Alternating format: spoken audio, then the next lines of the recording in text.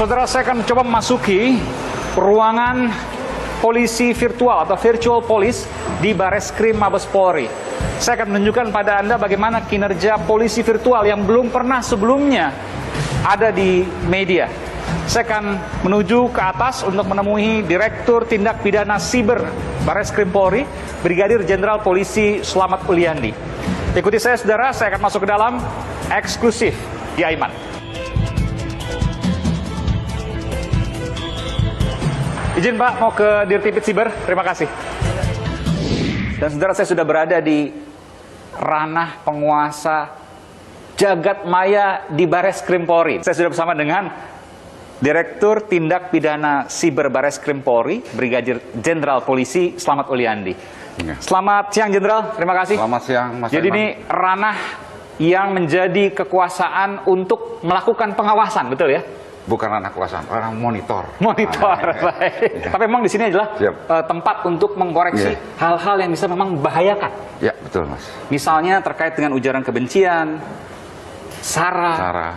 Terus ini kemudian tentang juga kerugian ekonomi, cyber terorisme juga kita pantau. Oke, terorisme, cyber narkotik juga. Iya. Jadi seluruh tindak pidana, tinggal nanti kita coba mendistribusikan ke bagian-bagian yang sudah ada di Polri. Dan ini eksklusif, saudara. Saya memasuki untuk kemudian mengkeliling sini. Ya, saya akan berkeliling sini, apa yang dikerjakan, apa yang kemudian dilakukan pengawasan, termasuk juga ada ruang mediasi ya. Iya, mediasi. Tapi sebelumnya kita lihat nih. Iya, iya. Ini kan anggota saya memantau transaksi yang ada di dunia. Karena borderless. Oh, ini real time ini? Ini real time, dugaan kejahatan. Luar biasa ini. Dari Amerika, sini, Republik Ceko, Argentina, China. Dan ini benar-benar terjadi nih? Ya, ini benar-benar terjadi. Nah, dari sini semua, virtual siber itu kemudian kita mencoba memprofiling dan mempetrol berdasarkan pelaporan. Artinya ini bukan orang Indonesia yang melakukan? Oh, bukan, Mas. Kok pertanyaannya, Indonesia bisa tahu serangan luar negeri, antar luar negeri ke luar negeri? Ya, kita harus bahas. Karena ini borderless, tren di luar kita juga pantau. Jadi walaupun yang dalam tanda kutip ya, pelakunya adalah orang luar negeri, korbannya orang luar negeri, kita pun bisa tahu. Iya. Dan kalaupun ada orang korban dari luar negeri yang untuk kita kan sudah pernah dengar kasusnya Indonesia Raya. Yang di Malaysia pada waktu itu yang IP-nya kan di Malaysia, tapi yang melakukannya orang Indonesia yang ada di Malaysia. Dan kemudian diproses hukum. Masih proses hukum. Di bawah umur kalau tidak salah. Iya. Dan yang dilakukan khusus untuk Indonesia adalah bagaimana kemudian menjaga agar satu, transaksi ekonomi. Yang kedua soal virtual police, polisi virtual. Ya. Ini yang kemudian koreksi kalau saya salah, Jenderal. Jadi ada ujaran kebencian terkait SARA misalnya, pada kelompok misalnya, itu yang kemudian dimonitor. Dan apa yang dilakukan terhadap mereka, para pelakunya?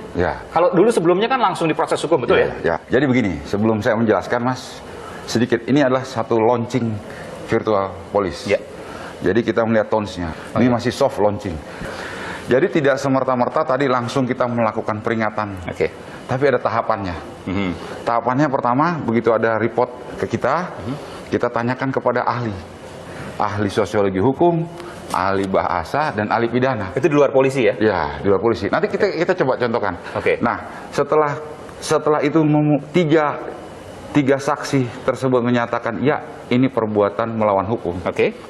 Kita tidak melakukan upaya paksa. Upaya paksa itu pemanggilan. Tapi kita masih represif, melakukan direct message. Oh, persuasif kita? Persuasif, diingatkan. Gitu.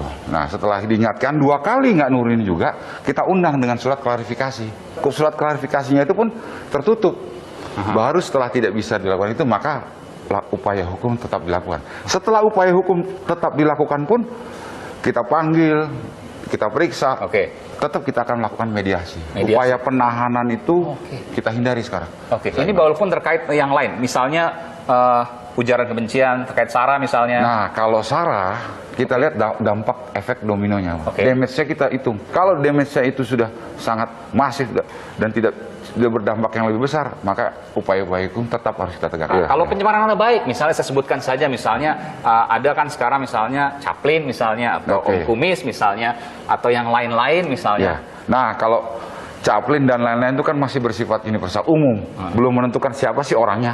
Tapi kalaupun sudah menentukan siapa orangnya, misalnya si A-nya yang harus melapor. Tidak bisa diwakilkan orang-orang lain. Apakah virtual police ini, polisi virtual juga mengingatkan pada orang-orang yang terkait pencemaran nama baik orang lain? Enggak. Oh, enggak. Ya. Tapi kalau sudah ada lapor resmi kita ingatkan. Karena delik aduan ini ya. Ya, delik aduan kita lakukan pengingatan dulu. Karena kalau pencemaran nama baik adalah delik aduan, Ya. kalau ujaran kebencian sara delik murni. Ya. Jadi langsung bisa diproses. Meskipun tidak langsung diproses, tapi dilihat dulu. Dilihat dulu. Tadi kan tahapannya sudah saya contohnya ada selamat siang, semoga sehat selalu, tahap 1. Ini tahap 2-nya. Kita udah siapkan. Oh, ini diperingatkan oleh anggota di sini ya? Ya, ini format.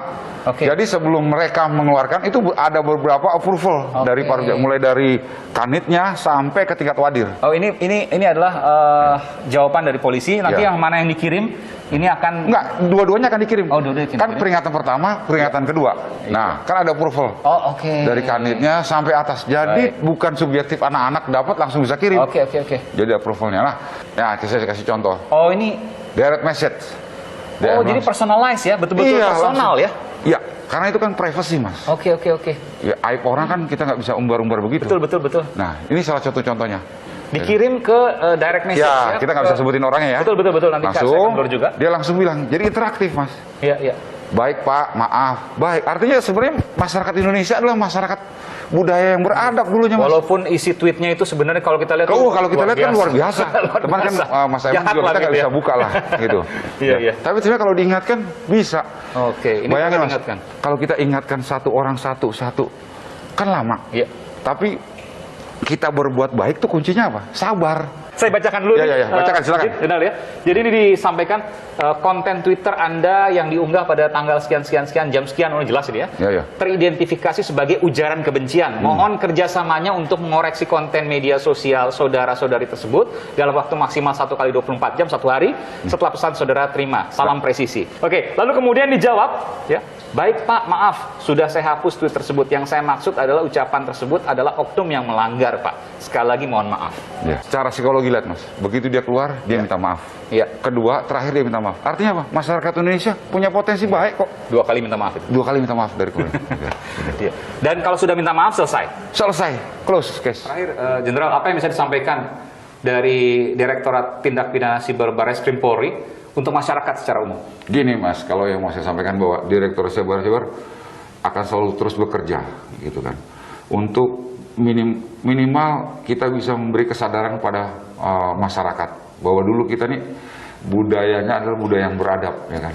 Dan kemudian kalaupun ada kesalahan yang berkaitan dengan kritik, kita nggak pernah tangkap kok dengan yang kritik. Mas, cek aja yang mana yang kritik kita tahu. Kritik tidak akan pernah ditangkap. Sebelumnya juga nggak ada yang kita tangkap. Yang ada dia kritik dengan hoax dan fake. Menambah-nambah, mengedit-ngedit gitu. Jadi artinya kita tetap proporsional, Mas, gitu. Dan satu lagi pesan saya, berpikir dulu sebelum share, Mas. Jari-jarimu ini bahaya hari ini, Mas. Saring sebelum sharing. Iya, lagi top gitu kan, saring sebelum sharing. Iya. Itu, Mas, kira-kira. Dan jadilah jari yang beradab. Nah, di pesan saya, kita mulai dari diri kita, dari keluarga terkecil kita dan lingkungan kita. Ingatkan diri kita, ingatkan anak kita, ingatkan orang tua kita, ingatkan sekeliling kita. Iya. Ini yang kemudian kita cita-citakan Indonesia yang damai, Indonesia yang sejahtera, dan juga tentram antar masyarakatnya. Mari kita kritik silahkan, tapi harus menggunakan data dan fakta yang asli, bukan hoax. Baik. Terima kasih.